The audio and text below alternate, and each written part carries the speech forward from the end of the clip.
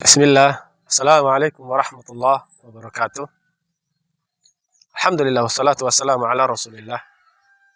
Para jemaah yang dirahmati oleh Allah Subhanahu wa taala, dimanapun Anda berada.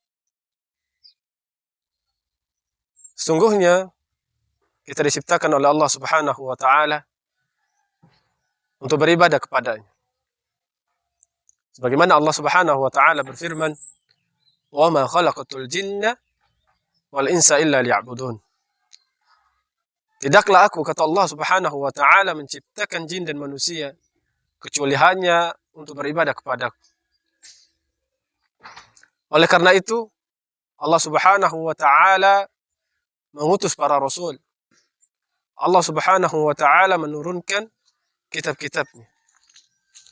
Dan Allah Subhanahu wa taala juga berfirman, "Wa'budullaha wa la tusyriku bihi syai'a."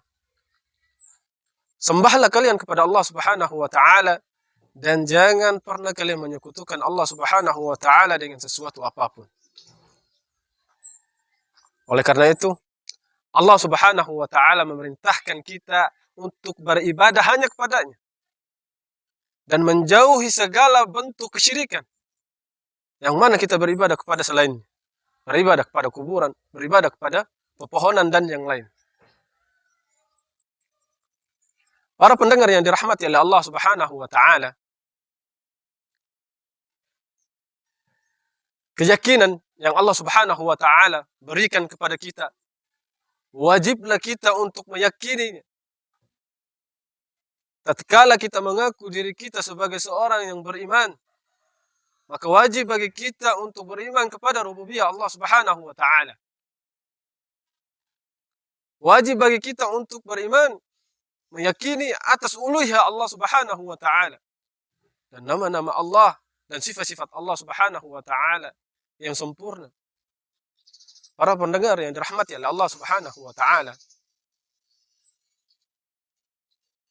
mengimani, meyakini tentang rububiyah Allah Subhanahu wa taala, yaitu kita meyakini bahwasanya Allah Subhanahu wa taala adalah sang pencipta, sang pemberi rezeki, sang pengatur alam semesta ini. Dan semua keyakinan seperti ini Allah berikan kepada seluruh umat manusia, baik itu yang beriman maupun yang kafir. Bagaimana yang terjadi pada zaman Nabi Shallallahu Alaihi Wasallam dahulu, tatkala Allah Subhanahu Wa Taala berfirman, "Wala in sa'altahum man khalaqahum la yaqulunna Allah." Jika engkau bertanya kepada mereka, wahai Muhammad, siapa yang menciptakan mereka, maka mereka akan mengatakan Allah Subhanahu wa taala. Dan ini keyakinan bagi semua umat manusia. Tidak membedakan dia yang beriman ataupun dia yang kafir. Jemaah yang dirahmati oleh Allah Subhanahu wa taala, kemudian keyakinan kita terhadap uluhiyah Allah Subhanahu wa taala. Dan ini hanya fokus kepada Allah Subhanahu wa taala, bukan untuk yang lain. Yaitu kita meyakini bahwasanya Allah satu-satunya sesembahan yang berhak diibadah dengan benar. Tidak ada sesembahan yang lain. Baik itu para malaikat-malaikat yang dekat dengannya, baik itu nabi-nabi yang diutus olehnya. Kita hanya diperintahkan untuk beribadah kepada Allah Subhanahu wa taala. Dan ini adalah misi diutusnya para rasul sebelumnya. Sebagaimana Allah Subhanahu wa taala berfirman, "Wa laqad ba'atsna fi kulli ummatin rasula." Sungguhnya telah kami utus kepada setiap umat itu seorang rasul. Untuk apa? Ani'budullaha, menyeru beribadah kepada Allah Subhanahu wa taala dan menjauhi taghut. Para pendengar yang setia yang dirahmati oleh Allah Subhanahu wa taala. Kemudian wajib bagi kita juga untuk meyakini adanya asma dan sifat-sifat Allah Subhanahu wa taala. Nama-nama Allah Subhanahu wa taala yang baik, sifat-sifat Allah Subhanahu wa taala yang sempurna.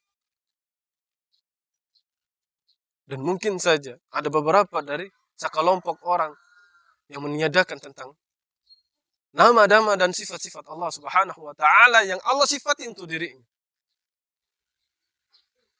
Yang Allah beri nama untuk dirinya sendiri. Dan sifat-sifat yang disifati oleh Rasulullah Sallallahu Alaihi Wasallam di dalam sunnah. Maka dari itu, luruskan niat kita, luruskan keyakinan kita tentang Allah Subhanahu wa taala, tentang ibadah kepada Allah Subhanahu wa taala. Para pendengar yang dirahmati oleh Allah Subhanahu wa taala, keyakinan kita, akidah kita tidak akan pernah lurus, tidak akan pernah benar kecuali kita harus memperhatikan dua hal. Yang pertama adalah al-mutaba'ah.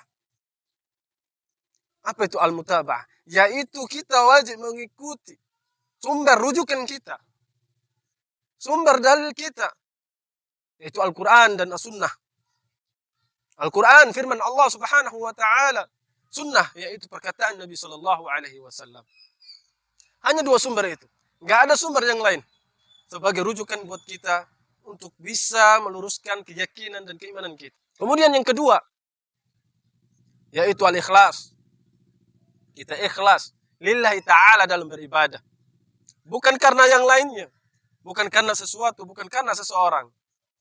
Maka dari itu, tanamkan itu dalam diri kita. Tatkala dua hal ini kita telah perhatikan, maka luruslah akidah dan keyakinan kita terhadap Allah Subhanahu wa taala, terhadap ibadah kepada Allah Subhanahu wa taala. Mungkin ini saja yang bisa kami sampaikan. Mudah-mudahan bermanfaat bagi para pendengar semuanya. Akhiru da'wana alhamdulillahi rabbil alamin. Assalamualaikum warahmatullahi wabarakatuh.